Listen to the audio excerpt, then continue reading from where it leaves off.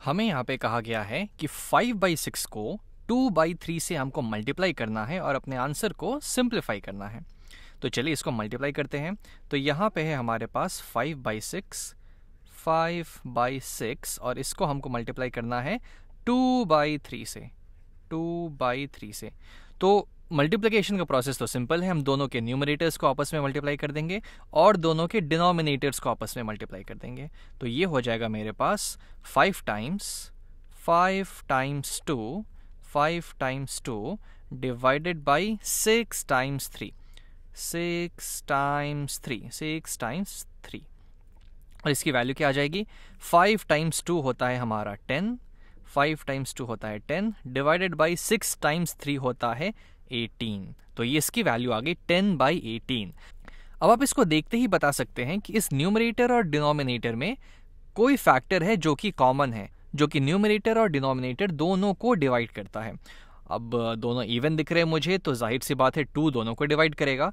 तब मैं ऊपर और नीचे 2 से डिवाइड कर दूंगा, डिवाइडेड बाई 2, इधर भी डिवाइडेड बाई 2।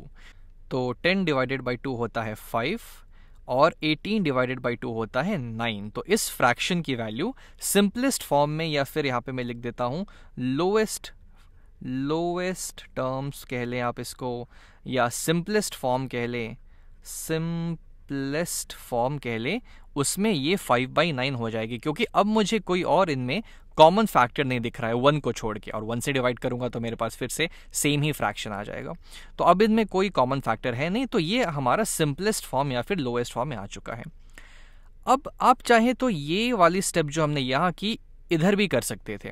जैसे कि यहाँ मुझे दिख रहा है ये है 5 टाइम्स 2 और 6 टाइम्स 3, ऊपर है 2 नीचे है 6, यानी अगर मैं न्यूमरेटर को भी 2 से डिवाइड कर दूं और डिनोमिनेटर को भी सेम नंबर 2 से डिवाइड करूं, तो मेरे पास क्या बचेगा? तो ये हो जाएगा 2 1 ज़ा 2, तो ये हो जाएगा 1, और 2 3 ज़ा 6, यानी आ जाएगा 3। तो इसकी वैल्यू यहीं पे मैं कह सकता हूं कि ये हो जाएगा हमारा 5 1 ज़ा होता है 5 1 ज़ा हमें दे देगा 5 डिवाइडेड बाई 3 3 ज़ा 9। मैं इसी स्टेप में इसकी वैल्यू 5/9 कैलकुलेट करके बता सकता हूँ। आप और अच्छे से करना चाहे तो आप ये चीज़ पहले स्टेप में ही कर सकते थे, ये जो हमें यहाँ पे दिया हुआ है। अब यहाँ पे हमको दिख रहा है कि ऊपर 2 है और डिनोमिनेटर में भी 6 है, दोनों 2 से डिविजिबल है, तो मैं ऊपर नीचे पहले ही 2 से डिवाइड कर दूंगा। तो 2 1 ज़ा 2 और 2 3 ज़ा 6। तो यहाँ से ये जो मेरा है ये पहले ही मुझे बता देगा कि इसकी जो वैल्यू है यहाँ पे 5 टाइम्स 1 मुझे 5 दे देगा, 5 टाइम्स 1 मुझे 5 दे देगा, और 3 3 ज़ा 9। तब आप ये जो यहाँ पे डिवीजन वाला पार्ट है वो आप पहले स्टेप में कर लें या दूसरे स्टेप में करें या फिर फाइनली आप कर लें, आपका आंसर सेम आ जाएगा। चलिए यहाँ पे हम एक और एग्जांपल कर लेते हैं। जैसे मान लीजिए मुझे कहा गया 4/12 को मुझे 27/2 से मल्टीप्लाई करना है। तब मैं इसको यहाँ पे पहले ऐसे लिख देता हूँ, 4 टाइम्स 27 ये दिया हुआ है, तो ये है 4 टाइम्स 27 डिवाइडेड बाई 12 टाइम्स 2। अब देखते हैं इनमें क्या क्या कॉमन फैक्टर है और मैं क्या क्या यहाँ से हटा सकता हूँ। तो यहाँ पे है 4 और यहाँ पे है 2, तो 2 1 ज़ा 2 होता है, 2 2 ज़ा 4 होता है, तो ये हो गया। अब यहाँ पे है 12 और यहाँ पे है 27। तो इसको एक्चुअली करने के कई तरीके हो सकते हैं। जितने भी कॉमन फैक्टर्स हैं आपको बस कॉमन फैक्टर्स ढूंढना है और उससे डिवाइड करते हैं। जैसे कि 27 और 12 है, दोनों 3 से डिविजिबल है, तो ये हो जाएगा मेरा 3 9 ज़ा 27 होता है और 3 4 ज़ा 12 होता है।